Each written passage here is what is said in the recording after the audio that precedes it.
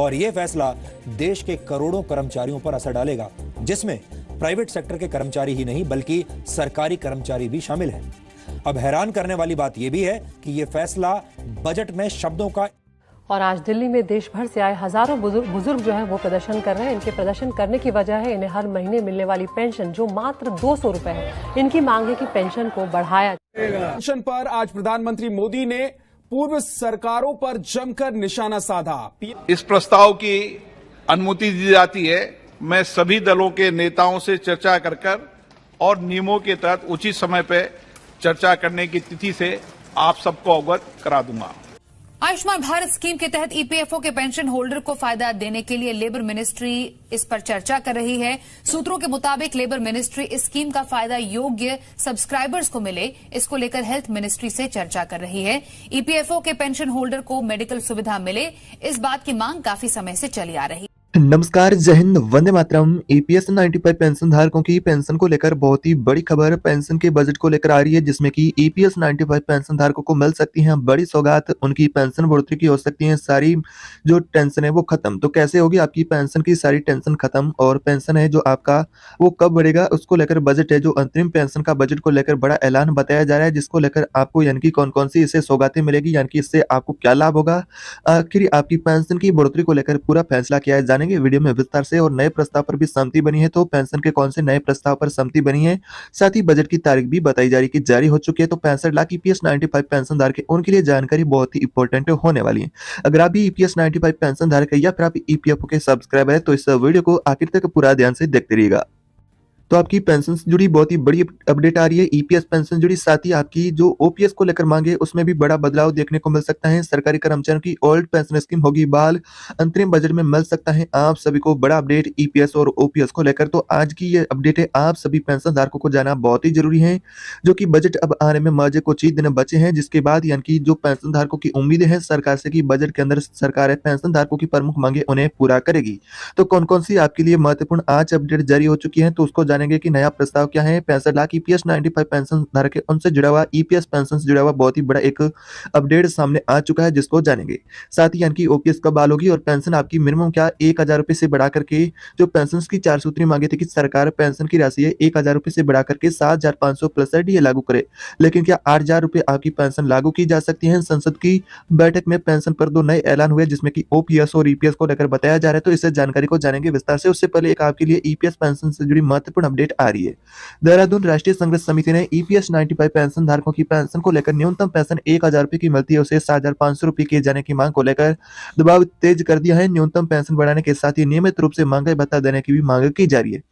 Pension धारक उनकी जो पेंशन की राशि को लेकर यानी कि मांग है कि सरकार 1000 रुपए की राशि जो पेंशन की मिलती है उसमें बढ़ोतरी करे, साथ में महंगाई बताए वो भी पेंशन को दिया जाए।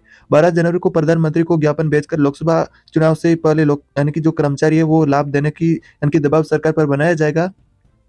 यानी कि आपकी पेंशन से जुड़ा ज्ञापन है जो यानी कि 12 जनवरी को प्रधानमंत्री को भेजा जाएगा लोकसभा चुनाव से पहले जो पेंशनर्स है उनकी पेंशन बढ़ोतरी को लेकर जो मांगे उन्हें पूरा करने के लिए। प्रांतीय अध्यक्ष सुरेश डंगवाल ने कहा है कि नियम स्वायत्त शासित संस्थाओं में कर्मचारियों को रिटायरमेंट के बाद बेहद न्यूनतम पेंशन मिल रही है, जो कि 1000 रुपए की राशि वर्तमान में पेंशन के लिए बहुत ही कम है।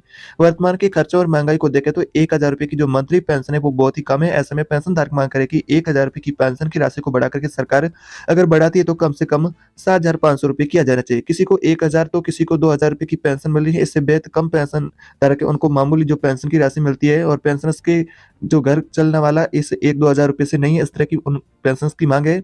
तो महंगाई को देखते हुए न्यूनतम पेंशन 7500 रुपए किए जाने समेत जो 4 सूत्रीय पेंशन की मांग है उसको लेकर प्रधानमंत्री को लोकसभा चुनाव से पहले पेंशनर्स ने ज्ञापन भेजा है कि उनकी पेंशन की मांगे पूरा किया जाए।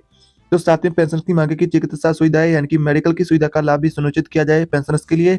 और साथ ही कहा गया कि राष्ट्रीय संघर्ष समिति के आह्वान पर पूरे देश में क्षेत्रीय आयुक्तों के माध्यम से प्रधानमंत्री को ज्ञापन देकर आश्वासन यानी कि याद दिलाया जाएगा। कहा था कि सर्वोच्च न्यायालय के आदेश के अनुसार उच्चतर यानी कि पेंशन है वो सभी सदस्यों पर लागू हो और ईपीएफओ के स्तर से ये कार्यवाही की जानी है।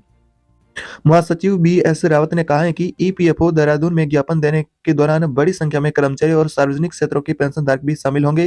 तो इस तरह की आपकी ईपीएस की यानी कि पेंशन से जुड़ी ये महत्वपूर्ण जानकारी आ रही कि मोदी सरकार को ज्ञापन सौंपा जा रहा है 12 जनवरी को, जो कि आपकी ईपीएस 95 पेंशन बढ़ाने को लेकर, जो कि आप सभी पेंशन धारकों के लिए जाना बहुत ही जरूरी है। तो आपको बता दें कि ऐसी अभी तक जो आपकी 9,000 रुपए 8,500 रुपए की ऐसी पेंशन अभी तक लागू नहीं की गई है। आपको बता दिया जाए कि इसको लेकर मांग की जा रही कि सरकार पेंशन की राशि है उसमें बढ़ोतरी की यानी कि सरकार करे। वैसे कि 1,000 रुपए की पेंशन की राशि को लेकर जो ज्यादातर पेंशन धारक चाहते हैं कि उनकी पेंशन 1,000 रुपए से ज्यादा बढ़ा करके 7,500 रुपए भी किया जाना चाहिए। तो वो भी यानी कि उनकी मांग मंजूर है कि सरकार 1,000 रुपए से 7,500 रुपए पेंशन करती है, वो पेंशन को मंजूर है। लेकिन जो 1 से यानी कि 3,000 रुपए 2,000 रुपए की जो पेंशन मामूली कम मिल रही है, जिसे कि लेकर पेंशन नाराज है, यानी कि मोदी सरकार को ज्ञापन भेजा है। अब मोदी सरकार इस यानी कि ज्ञापन को लेकर क्या जवाब यानी कि सरकार देती है, उसके बाद ही आपकी पेंशन में बढ़ोतरी को लेकर जो फैसला वो निश्चित हो पाएगा। तो फिलहाल आपकी ईपीएस पेंशन जुड़ी इस तरह की अपडेट होने वाली कि अभी वर्तमान में आपकी जो न्यूनतम पेंशन 1,000 रुपए और 15,000 रुपए की लिमिट के हिसाब से मिल रही है। जल्द इसमें आपको इजाफा देखने को मिल सकता है। बजट को लेकर पेंशन धारक सरकार से आस लगे हुए बैठे कि सरकार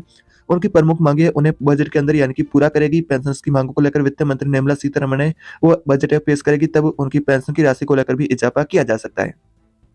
अब जानेंगे कि आपकी ओपीएस को लेकर क्या बड़ा अपडेट होने वाला है। तो ओपीएस की जो मांग है कर्मचारियों की दिन प्रतिदिन बढ़ती जा रही है कि सरकार ओपीएस पर से बहाल करे। तो एनपीएस की समीक्षा के लिए केंद्र सरकार ने पिछले साल अप्रैल में एक कमेटी बनाई थी, जो कि एनपीएस का रिव्यू करने के लिए। इस कमेटी रिपोर्ट अब इस महीने के अंत तक सरकार को सौंपी जा सकती है। यानी कि यह कमेटी अब सरकार को इस महीने के अंत तक यानी कि जनवरी के अंत तक जो रिपोर्ट है एनपीएस का रिव्यू के लिए जो गठित की गई कमेटी के द्वारा ये रिपोर्ट सौंपी जा सकती है। सूत्रों का कहना है कि अंतरिम बजट में इसे पेश किया जा सकता है। सरकारी कर्मचारी पुरानी पेंशन व्यवस्था को बहाल करने की मांग कर रहे हैं। तो एनपीएस की समीक्षा के लिए सरकार ने बनाई थी ये कमेटी इस महीने के अंत तक यानी कि रिपोर्ट कमेटी ओपीएस को लेकर बहाल करने को लेकर या फिर एनपीएस के संशोधन को लेकर सरकार को सौंप सकती है। फाइनेंशियल मिनिस्टर निर्मला सीतारमण यानी कि वित्त मंत्री निर्मला सीतारमण 1 फरवरी को जो अंतरिम बजट पेश करेगी। सूत्रों के मुताबिक इसमें नेशनल पेंशन सिस्टम एनपीएस पर स्टेट रिपोर्ट पेश की जा सकती है। केंद्र सरकार ने एनपीएस की समीक्षा के लिए पिछले साल अप्रैल में वित्तीय सचिव टीवी सोमनाथ की अगुवाई में एक कमेटी बनाई थी। माना जा रहा है कि यह कमेटी इस महीने के अंत तक अपनी रिपोर्ट सौंप सकती हैं। कमेटी में जो बैठक में एनपीएस के नियमों में कुछ बदलाव करने पर भी चर्चा हुई है, लेकिन ये यानी कि पुरानी पेंशन व्यवस्था को बहाल करने के पक्ष में नहीं है। यानी कि सरकार और आरबीआई ने पहले ये चेतावनी दे दी है कि सरकार ओपीएस पर से बहाल नहीं करेगी। एनपीएस में संशोधन होगा या फिर नहीं, ये भी निश्चित नहीं हो पाया। लेकिन ओपीएस की बहाली को लेकर सरकार ने अपना रुख पहले ही साफ कर दिया कि सरकार ओपीएस पर से बहाल नहीं करेगी। लेकिन पेंशन की ओपीएस की बहाली को लेकर दिन प्रतिदिन मांग बढ़ती जा रही है। अब सरकार इसको लेकर क्या फैसला करती है, कैसे देश की अर्थव्यवस्था को बचाती है और पेंशन की मांगे उनको पूरा करती है। तो इस सरकार आपके लिए नया ही फॉर्मूला बनाएगी, जिसके अनुसार ही आपकी जो मांगे वो भी पूरा होगी और देश की अर्थव्यवस्था को भी बिना नुकसान पहुंचाए आपकी पेंशन है जो आपको मिलेगी। तो ये क्या फॉर्मूला होगा, फिलहाल ऐसा कोई भी इस फॉर्मूले को लेकर पुष्टि आधिकारिक नहीं हुई है कि आपको पेंशन किस हिसाब से कितनी मिलेगी। तो सरकारी कर्मचारी पुरानी पेंशन स्कीम को बहाल करने की मांग कर रहे हैं। कई राज्यों ने इसे बहाल भी कर दिया है। चुनावी वर्ष में केंद्र सरकार पर भी इसे यानी कि बहाल करने का दबाव बनाया जा रहा है कि सरकार ओपीएस पर से बहाल करे। यानी कि ये चुनावी ओपीएस का मुद्दा बन चुका है। सूत्रों का कहना है कि सरकार कमेटी की रिपोर्ट पर कार्रवाई करने से पहले लोगों को सुझाव ले सकती है। एक अधिकारी ने ईटी से कहा कि रिपोर्ट पर काम चल रहा है। इस रिपोर्ट में इस बात पर फोकस होगा कि एनपीएस में कैसे सुधार किया जाए ताकि यानी कि देश की अर्थव्यवस्था को भी नुकसान न पहुंचाया जाए और पेंशन की मांगे उन्हें भी पूरा किया जाए। इसमें पेंशन की चिंताओं को दूर करने का प्रयास किया जाएगा। अगर रिपोर्ट में किसी तरह से बदलाव की जरूरत नहीं होती तो राजकोषीय असर को देखते हुए इसे यानी कि किया जाएगा और उसके बाद इसे लोगों के सुझाव के लिए रख दिया जाएगा। और केंद्र सरकार एनपीएस को सरकारी कर्मचारियों की चिंताओं को दूर करने के लिए पिछले साल अप्रैल में इस कमेटी का गठन किया था। वह कमेटी अब सरकार को जल्दी अपनी रिपोर्ट सौंप सकती है। आरबीआई ने पहले ही यानी कि विरोध को लेकर क्या कहा है, जैसा कि 1 जनवरी 2000 यानी कि 4 से केंद्र सरकार ने ओपीएस यानी कि बंद कर दिया था और आपकी एनपीएस वर्तमान में आपको मिल रही है।